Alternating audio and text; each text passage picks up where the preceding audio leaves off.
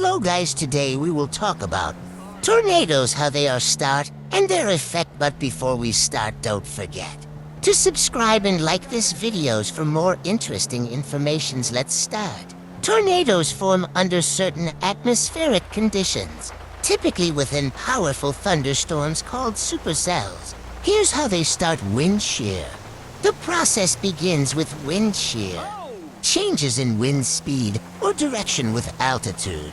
When there is strong wind shear, it creates horizontal spinning tubes of air in the lower atmosphere. Updraft. Within a supercell thunderstorm, rising warm, moist air updraft tilts this horizontal spinning air into a vertical orientation. This is crucial because it allows the rotation to intensify.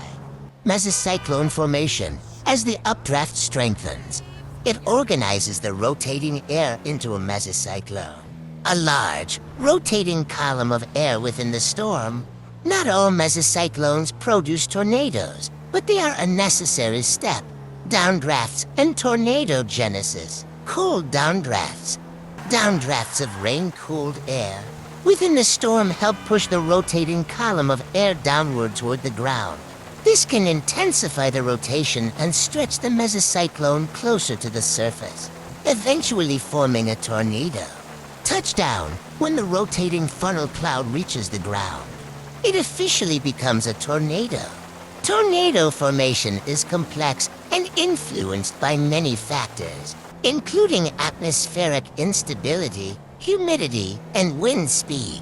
So scientists are still studying the exact mechanisms to better predict when and where they will occur. Okay, let's talk about the biggest tornadoes in the world. The El Reno tornado of May 31st, 2013 was a tragic event that had several profoundly sad moments associated with it: loss of life. The tornado resulted in the deaths of 8 people, including 3 storm chasers. This loss highlights the inherent dangers of tornadoes, even for those who study them professionally. Injuries. Over 150 people were injured, some severely. Many survivors faced long recoveries and physical disabilities, which impacted their lives and families.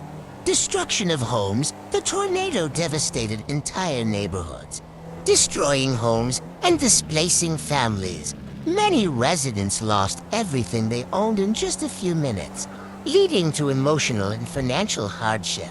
Emotional trauma. Survivors experienced significant emotional and psychological trauma from the event. The experience of being in such a destructive storm left many people with anxiety, PTSD, and other mental health challenges. Community impact. The tornado affected the community of El Reno deeply, as families, friends, and neighbors rallied to support one another in the aftermath.